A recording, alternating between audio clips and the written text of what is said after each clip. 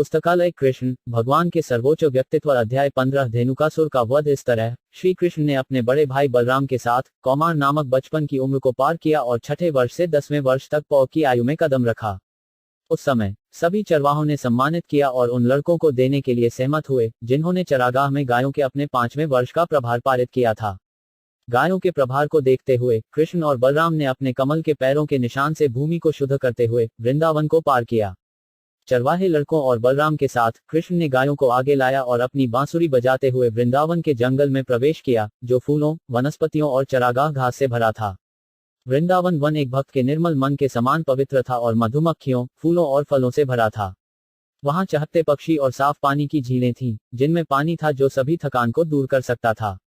मीठी महक वाली हवाएं हमेशा चलती थीं, मन और शरीर को तरोताजा कर देती थीं। कृष्ण अपने दोस्तों और बलराम के साथ जंगल में प्रवेश किया और अनुकूल स्थिति को देखकर पूरी तरह से वातावरण का आनंद लेना चाहते थे।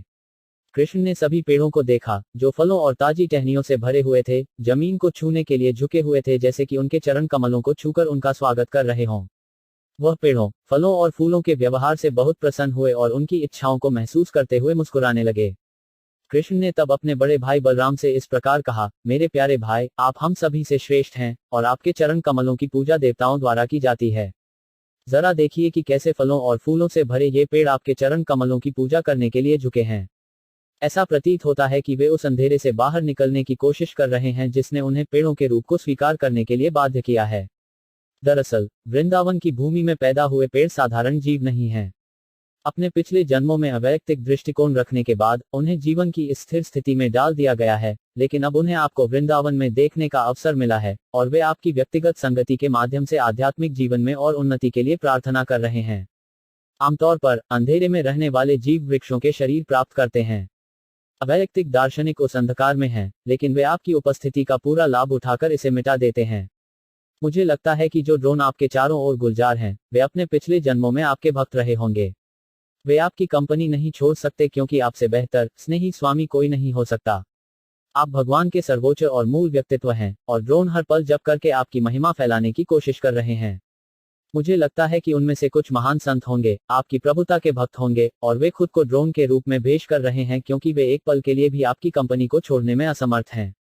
मेरे प्यारे भाई, आप परम पूज्य देव हैं। जरा देखिए कि कैसे मोर आपके सामने बड़े आनंद में नाच रहे हैं। जिस मृग का व्यवहार गोपियों जैसा है, वह उसी स्नेह से आपका स्वागत कर रहा है। और इस जंगल में रहने वाली कोयल अपनी हर्षित मीठी चीखों के साथ आपका स्वागत कर रही हैं क्योंकि वे मानते हैं कि उनके घर में आपका आना कितना शुभ है। भले ही वे पेड़ और जानवर हैं, वृंदावन के ये निवासी आपकी महिमा कर रहे हैं। वे अपनी क्षमता के अनुसार आपका स्वागत करने के लिए तैयार हैं, जैसा कि महान आत्माओं द्वारा घर पर एक और महान आत्मा को प्राप्त करने की प्रथा है। भूमि के लिए यह इतना पवित्र और भाग्यशाली है क्योंकि आपके चरण कमलों के पैरों के निशान इसके शरीर को चिन्हित कर रहे हैं। इन वृंदावन निवासियों के लिए इस प्रकार आप जैसे महान व्यक्तित्व को प्राप्त करना बिल्कुल स्वाभाविक है। आपके चरण कमलों को छूने के लिए जड़ी बूटियां, लताएं और पौधे भी कितने भाग्यशाली हैं। और अपने नाखूनों से टहनियों को छूने से ये छोटे छोटे पौधे भी महिमा में हो जाते हैं। पहाड़ियों और नदियों के लिए वे भी अब गौरवशाली हैं क्योंकि आप उन्हें देख रहे हैं। सबसे बढ़कर व्रज की गोपियां सबसे गौरवशाली हैं क्योंकि आप उनकी सुंदरता से आकर्षित होकर अपनी मजबूत भुजाओं से उन्हें गले लगाते हैं। इस तरह भगवान कृष्ण और बलराम ने यमुना के तट पर बछड़ों और गायों को चराने के दौरान वृंदावन के निवासियों को उनकी पूर्ण संतुष्टि का आनंद लेना शुरू कर दिया। कुछ स्थानों पर कृष्ण और बलराम के साथ उनके मित्र भी थे। लड़के गा रहे थे, ड्रोन की गुनगुनाहट की आवाज की नकल कर रहे थे और कृष्ण और बलराम के साथ थे, जिन्हें वन के फूलों की माला पहनाई गई थी। चलते समय लड़कों ने कभी कभी झीलों में हंसों की आवाज की नकल की, या जब उन्होंने मोर को नाचते हुए देखा तो उन्होंने कृष्ण के सामने उनका अनुकरण किया।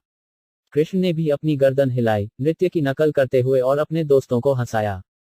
कृष्ण द्वारा देखभाल की गई गायों के अलग अलग नाम थे और कृष्ण उन्हें प्यार से बुलाते थे। कृष्ण को बुलाते हुए सुनने के बाद गायें तुरंत मूरिंग करके जवाब देती और लड़के अपने दिल की सामग्री के लिए इस आदान प्रदान का आनंद लेते। वे सभी विभिन्न प्रकार के पक्षियों, विशेष रूप से काकोरा, मोर, कोयल और भारद्वाज द्वारा किए गए ध्वनि स्पंदनों का अनुकरण करेंगे। कभी कभी जब वे कमजोर जानवरों को बाघों और शेरों की आवाज के डर से भागते हुए देखते, तो लड़के कृष्ण और बलराम के साथ जानवरों की नकल करते और उनके साथ भाग जाते। जब उन्हें कुछ थकान महसूस होती, वे बैठ जाते और बलराम आराम करने के लिए एक लड़के की गोद में अपना सिर रख देते और कृष्ण तुरंत आकर बलराम के पैरों की मालिश करने लगते। और कभी कभी कृष्ण एक हथेली का पंखा लेते थे और बलराम के शरीर को पंखा करते थे, जिससे उनकी थकान दूर करने के लिए एक सुखद हवा आती थी। अन्य लड़के कभी कभी नाचते या गाते थे जबकि बलराम आराम करते थे, और कभी कभी वे आपस में कुश्ती करते या कूदते। जब लड़के इस प्रकार लगे हुए थे, कृष्ण तुरंत उनके साथ शामिल हो गए और उनका हाथ पकड़कर वे उनकी कंपनी का आनंद लेंगे और हंसेंगे और उनकी गतिविधियों की प्रशंसा करेंगे। जब कृष्ण थका हुआ महसूस करते, तो वे कभी कभी एक बड़े पेड़ की जड़ या एक चरवाहे लड़के की गोद में शरण लेते और लेट जाते। जब वह किसी लड़के या जड़ को अपने तकिए के रूप में लेटा होता, तो कुछ लड़के आकर उसके पैरों की मालिश करते और कुछ उसके शरीर को पत्तों से बने पंखे से पंखा करते। कुछ अधिक प्रतिभाशाली लड़के उसे प्रसन्न करने के लिए बहुत मधुर स्वर में गाते थे। इस प्रकार बहुत जल्द उसकी थकान दूर हो जाएगी।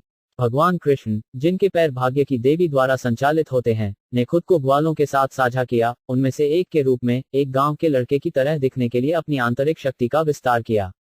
लेकिन एक गांव के लड़के की तरह दिखने के बावजूद ऐसे मौके आए जब उन्होंने खुद को भगवान का सर्वोच्च व्यक्तित्व साबित कर दिया। कभी कभी पुरुष स्वयं को भगवान के रूप में प्रस्तुत करते हैं और निर्दोष लोगों को धोखा देते हैं, लेकिन वे केवल धोखा दे सकते हैं, वे भगवान की शक्ति का प्रदर्शन नहीं कर सकते। जबकि कृष्ण इस प्रकार अपनी दिव्य लीलाओं में लगे हुए थे, परम भाग्यशाली चरवाहों की संगति में अपनी आंतरिक शक्ति का प्रदर्शन करते हुए, उनके लिए भगवान की अलौकिक शक्तियों को प्रदर्शित करने का एक और मौका आया। उनके सबसे घनिष्ठ मित्र श्रीडिमा, सुबाला और स्टॉक कृष्ण ने कृष्ण और बलराम को बड़े प्रेम और स्नेह से संबोधित किया। प्रिय बलराम, तुम बहुत शक्तिशाली हो, आपकी बाहें बहुत मजबूत हैं। प्रिय कृष्ण, आप सभी प्रकार के परेशान करने वाले राक्षसों को मारने में बहुत माहिर हैं। क्या आप कृपया ध्यान दें कि इस स्थान के पास ही तलवन नाम का एक बड़ा जंगल है। यह जंगल ताड़ के पेड़ों से भरा है और सभी पेड़ फलों से भरे हुए हैं। कुछ गिर गए हैं और उनमें से कुछ पेड़ों में भी बहुत पके हुए हैं। यह बहुत अच्छी जगह है, लेकिन एक महान राक्षस धेनुकासुर के कारण वहां जाना बहुत मुश्किल है। फलों को लेने के लिए कोई पेड़ों तक नहीं पहुंच सकता। प्रिय कृष्ण और बलराम, यह राक्षस वहां एक गधे के रूप में मौजूद है और वह ऐसे ही दानव मित्रों से घिरा हुआ है जिन्होंने एक ही आकार ग्रहण किया है। वे सभी बहुत मजबूत हैं, इसलिए इस जगह तक पहुंचना बहुत मुश्किल है। प्रिय भाइयों, आप ही ऐसे व्यक्ति हैं जो ऐसे राक्षसों को मार सकते हैं। तुम्हारे सिवा कोई मारे जाने के भय से वहां नहीं जा सकता। वहां न तो पशु जाते हैं और न पक्षी रहते हैं, वे सब छोड़ चुके हैं। उस जगह से आने वाली मीठी सुगंध की ही सराहना की जा सकती है। ऐसा लगता है कि आज तक किसी ने वहां के मीठे फलों का स्वाद नहीं चखा है, न तो पेड़ पर और न ही जमीन पर।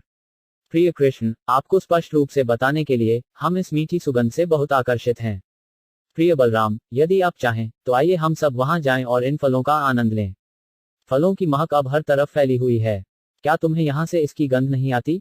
जब बलराम और कृष्ण को उनके घनिष्ठ मित्रों ने इस प्रकार निवेदन किया, तो वे उन्हें प्रसन्न करने के लिए प्रवृत्त हुए और मुस्कुराते हुए चेहरों के साथ वे अपने सभी मित्रों से घिरे जंगल की ओर चल पड़े।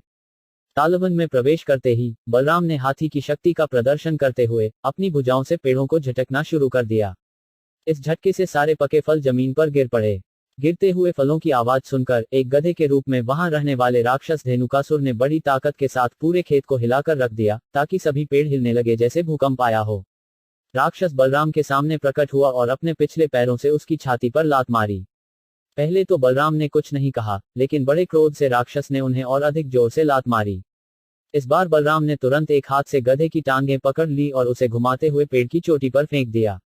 जब बलराम उसे घेर रहे थे, तब राक्षस ने अपनी जान गंवा दी। बलराम ने राक्षस को सबसे बड़े ताड़ के पेड़ में फेंक दिया और राक्षस का शरीर इतना भारी था कि ताड़ का पेड़ अन्य पेड़ों पर गिर गया और कई गिर गए। ऐसा लग रहा था मानो एक बड़ा तूफान जंगल से गुजर रहा हो और सभी पेड़ एक के बाद एक गिर रहे हों। असाधारण शक्ति का यह प्रदर्शन आश्चर्यजनक नहीं है, क्योंकि बलराम अनंत शेषनाग के नाम से जाने जाने वाले भगवान हैं, जो सभी ग्रहों को अपने लाखों सिरों पर धारण किए हुए हैं। वह पूरी ब्रह्मांडीय अभिव्यक्ति को ठीक उसी तरह बनाए रखता है जैसे क्षैतिज और ऊर्ध्वाधर धागे कपड़े की बुनाई को पकड़ते हैं। दानव के पेड़ों में फेंक दिए जाने के बाद धेनुकासुर के सभी मित्र और सहयोगी तुरंत इकट्ठे हो गए और बलराम और कृष्ण पर बड़ी ताकत से हमला किया। वे अपने दोस्त की मौत का बदला लेने और बदला लेने के लिए दृढ़ थे। लेकिन कृष्ण और बलराम ने प्रत्येक गधे को पिछले पैरों से पकड़ लिया और ठीक उसी तरह उन्हें चारों ओर घुमा दिया। इस प्रकार उन्होंने उन सभी को मार डाला और खजूर के पेड़ों में फेंक दिया। गधों के शवों के कारण विहंगम दृश्य था। ऐसा लग रहा था मानो पेड़ों में तरह तरह के रंग के बादल इकट्ठे हो गए हों। इस महान घटना के बारे में सुनकर उच्च ग्रहों के देवताओं ने कृष्ण और बलराम पर फूलों की वर्षा की और उनके ढोल पीट कर भक्ति प्रार्थना की। धेनुकासुर की हत्या के कुछ दिनों बाद लोग फल लेने के लिए तलवना जंगल में आने लगे और जानवर वहां उगने वाली अच्छी घासों को खाने के लिए बिना किसी डर के लौटने लगे। केवल कृष्ण और बलराम भाइयों की इन दिव्य गतिविधियों और लीलाओं का जाप या सुनने से कोई भी पवित्र गतिविधियों को एकत्रित कर सकता है। जब कृष्ण और बलराम अपने दोस्तों के साथ वृंदावन गांव में दाखिल हुए तो उन्होंने उनकी बांसुरी बजाई और लड़कों ने जंगल में उनकी असामान्य गतिविधियों की प्रशंसा की। उनके चेहरों को तिलक से सजाया गया था और गायों द्वारा उठाई गई धूल से सना हुआ था और कृष्ण के सिर को मोर पंख से सजाया गया था। उन्होंने और बलराम दोनों ने अपनी बांसुरी बजाई और युवा गोपियां कृष्ण को घर लौटते हुए देखकर प्रसन्न हुईं। वृंदावन में सभी गोपियां कृष्ण की अनुपस्थिति के कारण बहुत उदास थीं। पूरे दिन वे जंगल में कृष्ण के बारे में सोच रहे थे या उन्हें चरागाह में गाय चराने के बारे में। जब उन्होंने कृष्ण को लौटते देखा तो उनकी सभी चिंताएं तुरंत दूर हो गईं और वे उनके चेहरे को देखने लगे जैसे कमल के फूल के शहद पर ड्रोन मंडराते हैं। जब कृष्ण ने गांव में प्रवेश किया तो युवा गोपियां मुस्कुराईं और हंसी। कृष्ण ने बांसुरी बजाते हुए गोपियों के सुंदर मुस्कुराते चेहरों का आनंद लिया। तब कृष्ण और बलराम को उनकी स्नेही माताओं यशोदा और रोहिणी ने तुरंत प्राप्त किया, जो समय की मांग के अनुसार अपने स्नेही पुत्रों की इच्छाओं को पूरा करने लगे। साथ ही माताओं ने सेवा की और अपने दिव्य पुत्रों को आशीर्वाद दिया। उन्होंने अपने बच्चों को नहलाकर और बहुत अच्छे कपड़े पहनाकर उनका पालन पोषण किया। कृष्ण पीले रंग के वस्त्र पहने हुए थे और बलराम नीले रंग के वस्त्र पहने हुए थे और उन्हें सभी प्रकार के आभूषण और फूलों की माला दी गई थी। चरागाह में अपने दिन के काम की थकान से मुक्त होकर वे तरोताजा और बहुत सुंदर लग रहे थे। उनकी माताओं ने उन्हें स्वादिष्ट व्यंजन दिए और उन्होंने सब कुछ आनंदपूर्वक खाया। भोजन करने के बाद उन्हें साफ बिस्तर पर अच्छी तरह से बैठाया गया और माताएं उनकी गतिविधियों के विभिन्न गीत गाने लगीं। जैसे ही वे बिस्तर पर लेट गए वे बहुत जल्दी सो गए। इस तरह कृष्ण और बलराम चरवाहे लड़कों के रूप में वृंदावन जीवन का आनंद लेते थे। कभी कृष्ण अपने प्रेमी और बलराम के साथ जाते थे और कभी कभी वे अपने दोस्तों के साथ अकेले यमुना तट पर जाते थे और गायों की देखभाल करते थे। धीरे धीरे ग्रीष्म ऋतु आ गई और एक दिन खेत में रहते हुए लड़के और गाय बहुत प्यासे हो गए और यमुना का पानी पीने लगे। हालांकि नदी को कालिया नामक महान नाग के जहर से जहरीला बना दिया गया था। चूंकि पानी इतना जहरीला था इसलिए पीने के तुरंत बाद लड़के और गाय प्रभावित हो गए। वे अचानक जमीन पर गिर गए, जाहिर तौर पर मृत। तब कृष्ण, जो सभी जीवों के जीवन है, ने बस उन पर अपनी कृपा दृष्टि डाली और सभी लड़के और गायों को होश आया और वे एक दूसरे को बड़े आश्चर्य से देखने लगे। वे समझ सकते थे कि यमुना का पानी पीने से उनकी मृत्यु हो गई थी और कृष्ण की दयालु दृष्टि ने उनके जीवन को बहाल कर दिया था। इस प्रकार उन्होंने कृष्ण की रहस्यवादी शक्ति की सराहना की, जो सभी रहस्यवादी योगियों के स्वामी योगेश्वर के रूप में जाने जाते हैं। इस प्रकार कृष्ण के 15वें अध्याय धेनुकासुर की हत्या का भक्ति वेदांत का अर्थ समाप्त होता है।